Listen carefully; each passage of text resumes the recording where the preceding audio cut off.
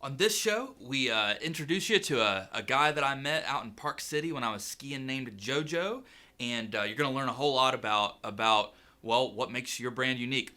Can't wait to see you on the show.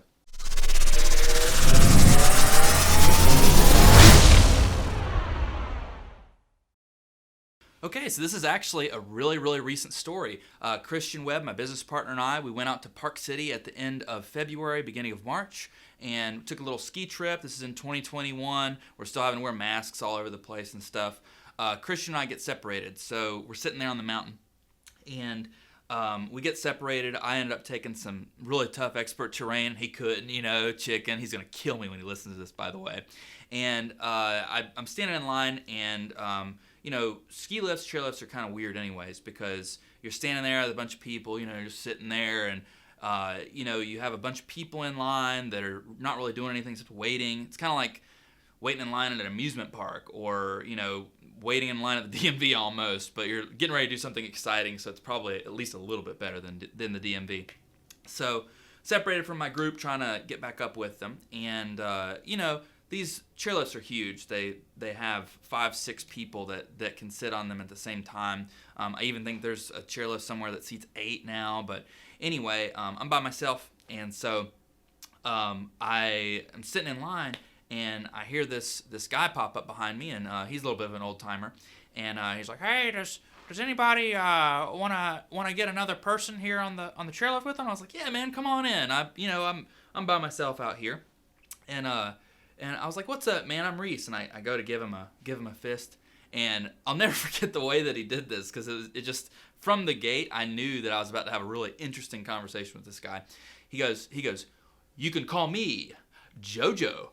Boof, and like that, and he did it with a little hop in his step. This man's very easily in his 70s. Actually, later on in the story, I found out he was 72, same age as my dad, and we were just out there on the mountain, and enjoyed a big long chairlift together out in Park City. But anyways, this is where the story kicks in. So you may call me Jojo. Boof. And I was like, "Well, it's a pleasure to meet you, Jojo." And immediately, he's already giving me a hard time, and he says, "Oh, pleasure to meet me. You haven't met me yet. Maybe you should hold your reservations about whether or not it's a pleasure till we get on down this chairlift." So I knew I was gonna have a blast talking to the guy. Turns out, by the way, this guy's a general contractor. So I don't know. Sometimes you feel like you fall backwards into situations and stories and moments and stuff like that. Well, this is definitely one of those times. So we get to talking about what we do and stuff like that, and he just had a very vivacious personality. And I'm a longtime skier. I actually learned how to ski when I was 3 years old through my dad. And this guy, he was talking about it. I told him about skiing and stuff. And we get to talking about COVID. And he says, the doctors. He's like. I might die before we get to the top of this mountain. I'm pretty old and my heart don't work too good. And I said, "Holy shit, dude. Like, maybe you need to calm down and chill at the cabin for a second." And he goes, "No, let me tell you something." He said, I got my COVID shot from the doctor, and the doctor said I can't ski anymore because my heart doesn't work too good. And I told the doctor, and I'll paraphrase since this is on the internet and I don't want to repeat such vulgar things in a public forum, but he says, I told the doctor to F off, give me my shot, and go on about his business. And let me tell you, I took a lot from that. I took a lot from Jojo and his vivacious personality. We end up having a great conversation about how the mountain's changed. He's a local out there. He's been general contracting out there for years, and he works part-time now.